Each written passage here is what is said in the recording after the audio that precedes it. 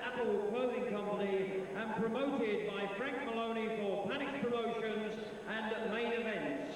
We proudly present an international heavyweight contest of 10 3-minute rounds between introducing the boxers. First in the blue corner, wearing the black trunks and coming from Sydney, Australia, from 14 professional contests. He has 11 wins, 7 by way of KO, with 2 losses and 1 draw. He weighed in at 15 stone, 6.5 pounds. That's 216.5 pounds. He's the former Orient and Pacific heavyweight champion. Would you please welcome Justin Fォrchun.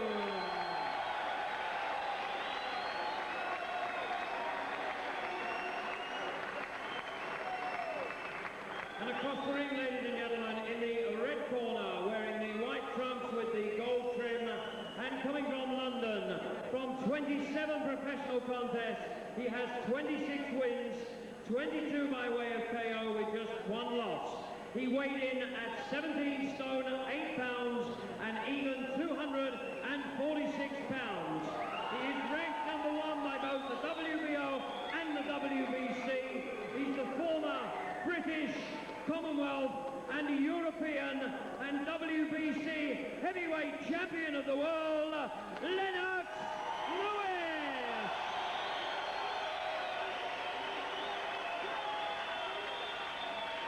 The officials, ladies and gentlemen, appointed for this contest by the Boxing Union of Ireland, the officials in charge, Mr. Nick Moore and Mr. Mel Crystal, President of the Boxing Union of Ireland, the timekeeper, Mr. Dale Elliott, and your referee, Mr. Roy Francis from London.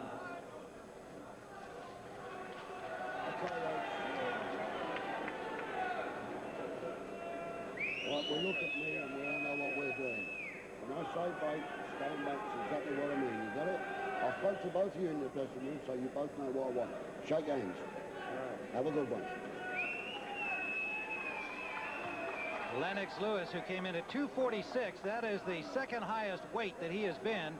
The last time was in his last fight. Lionel Butler at 248. That was in May of this year. I asked Emmanuel Stewart about that increase in weight all the way up from 227 since his second round knockout of Donovan Ruddock back in '92. He says he is still growing and has just simply grown into that weight, and it doesn't concern him at all. He says his mobility is still there and that's a comfortable weight for him. Tim, I noticed that Lennox Lewis was very dry coming into the ring. It just didn't look to me like he was full of life from that ring introduction on down.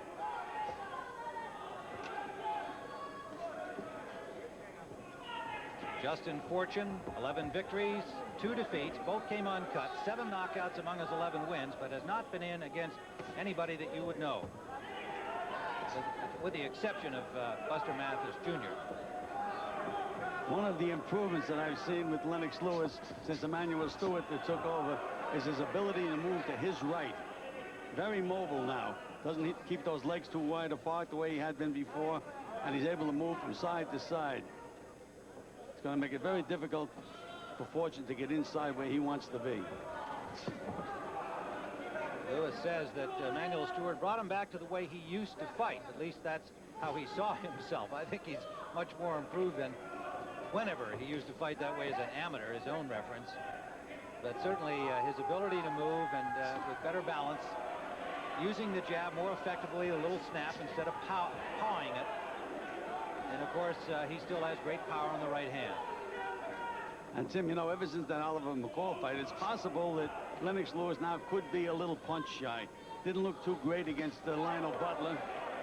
And again, he's in with a guy that can punch with either hand. Now, there's Fォrchun's best chance is to work his way in. He showed good foot movement there, trying to get inside the longer reach of Lennox Lewis.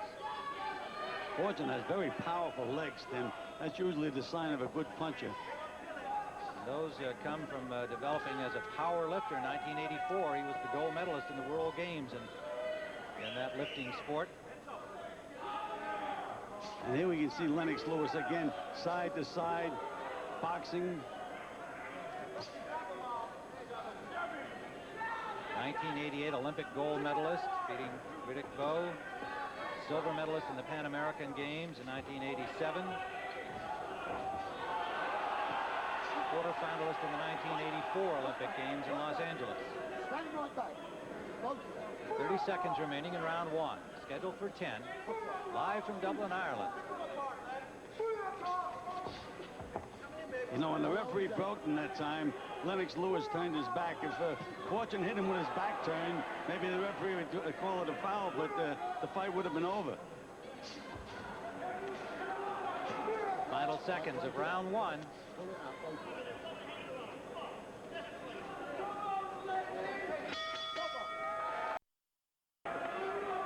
Film star Liam Neeson is attending the fight today. It's a big day in Dublin for sporting events and celebrities. He's filming a feature film on Irish patriot Michael Collins here in Dublin. Great boxing fan, no surprise to see him here tonight. Lennox Lewis lands that overhand right to the top of the head of Fortune here early in round two. Tim Ryan and Gil Clancy live from Dublin. Again, Tim, you can see the shorter man taking advantage of the fact that he's short by even getting lower, making it a very difficult target for Lennox Lewis. That right hand landed, caught Fortune napping, and you could see he's a little disgusted at himself catching that one. Nice movement by Fortune, trying to move inside that educated left jab, and there's that left jab of Lewis's. He has to get inside and try to rough Lewis up, make it an in fight. Fighting on the inside, that's what he has to do. Now he has to try to stay there, use his strength. Threw the overhand right and landed it to the ear of Lewis. A little cut under the right eye of Fortune. That would not be in a problem spot for him. But he takes a big right hand that knocks him back. Lewis landed that one squarely, and it rocked Justin Fortune here in round two. Again, Tim, though, Lennox Lewis is dropping both hands. He has his left hand down low, and when he jabs, he's been dropping that right hand. Again, with a guy that can wing the way Justin Fortune can, that is a little dangerous. Lewis trying to catch Fortune coming in with that left jab.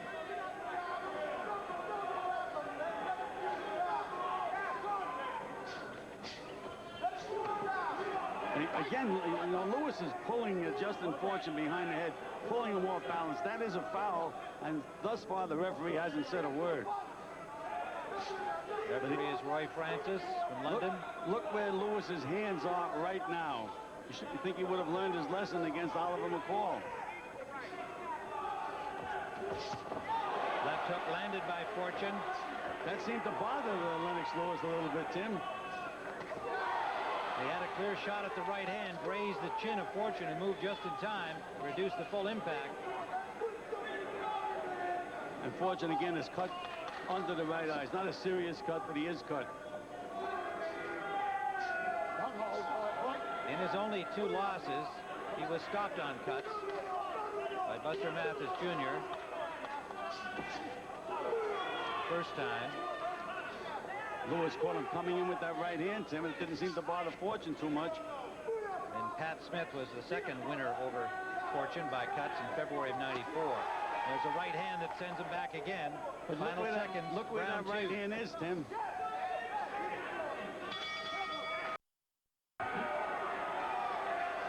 Round number 3, scheduled for 10. Lennox Lewis on the right of your screen. Justin Fortune from Sydney, Australia, now living in LA in the black trunks.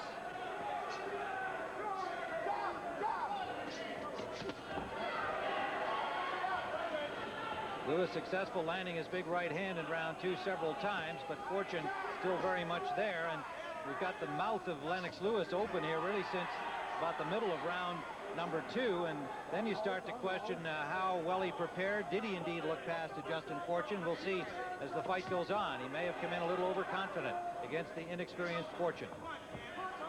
Again, Fortune is a very, very strong guy, Tim. And if you try to wrestle with him, it sure can tire you out. He has to learn to relax on the inside, Lewis.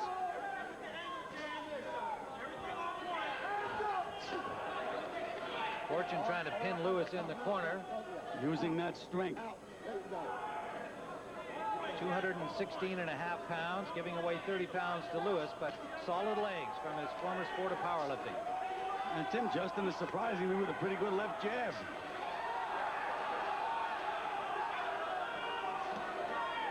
See that right hand coming from across the street that Lewis threw. That's the way he got nailed by Oliver McCall. Got beat to the punch when they both threw right hands. Lewis now more flat-footed than he was in the first 2 rounds. He's been working with Emmanuel Stewart on better movement. So now, again, it'll be a question of, is he in the best shape? Is that weight a telltale sign that maybe he's not? We'll see.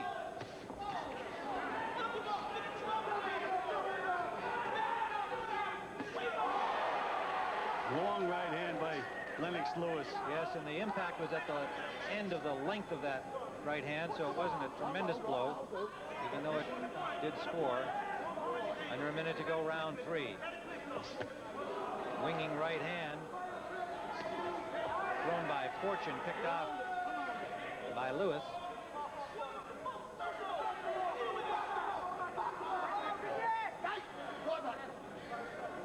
Both fighters were careless on the break that time. Good uppercut by Lennox Lewis. That was one of the weapons he was hoping to use to bring Fortune into an upright position so he could land the overhand right.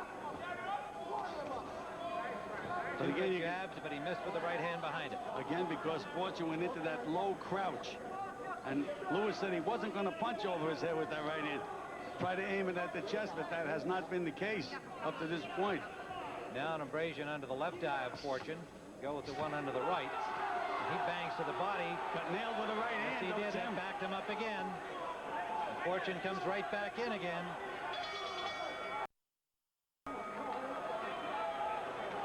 Round number 4, scheduled for 10. Lennox Lewis on the right of your screen in the white trunks. Justin Fortune. You may not have heard of him. He is a young heavyweight. Well, he's 29 years of age, but young as a heavyweight. 14 pro fights from Sydney, Australia. Now living in Los Angeles, where he's trained by Freddie Roach. There's that low defense of Justin Fortune. Now he gets nailed with that punch. Yes, he did 2 in a row, and he's rocked back by the right hands of Lewis. And Lewis with a big uppercut. But a counter back, left back. Yes, from Fortune. He countered back, but not nearly as much sting on it. But nonetheless, he took the shot and fired back. Tim, you have to remember with heavyweights, one punch, if it just lands right, can change everything around. And this kid is letting it all hang out. What a tough kid. Right hand lead, a little short from Lewis. And I notice Lewis now is fighting flat-footed. Emmanuel Stewart had him working in the gym side to side, constantly steering the other guy around. Now he's standing flat. But look at those legs are getting a little wide apart again.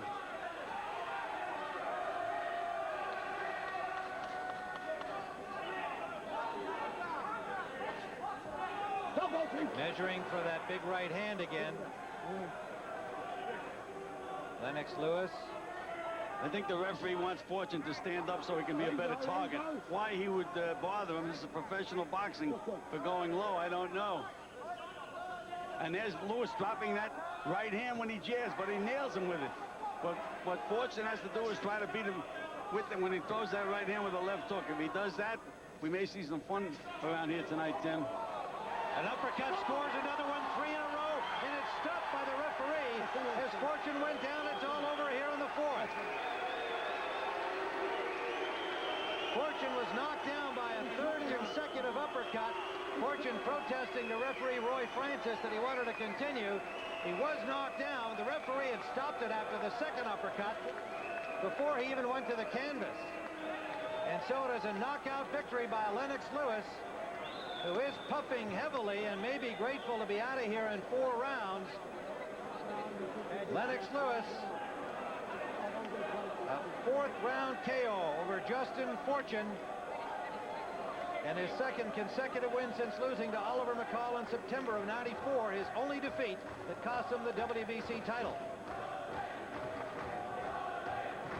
So a game effort by Justin Fortune, but outweighed and overpowered by the big heavyweight, 6'5", 246-pound Lennox Lewis, who can now make plans to take on the top heavyweights in the world in an effort to win back a world championship.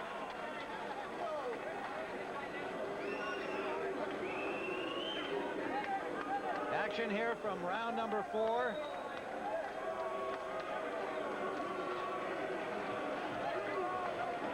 The winging Right missed by Fortune, and he was wide open for the first, second, and third uppercut. You saw the referee hustling in. He was going to stop it after the second one. The third one sent him to the canvas, and he did not allow Fortune to continue. So Lennox Lewis showing big right-hand power. That has been his weapon. Let's go to Mike Goodall for the official announcement.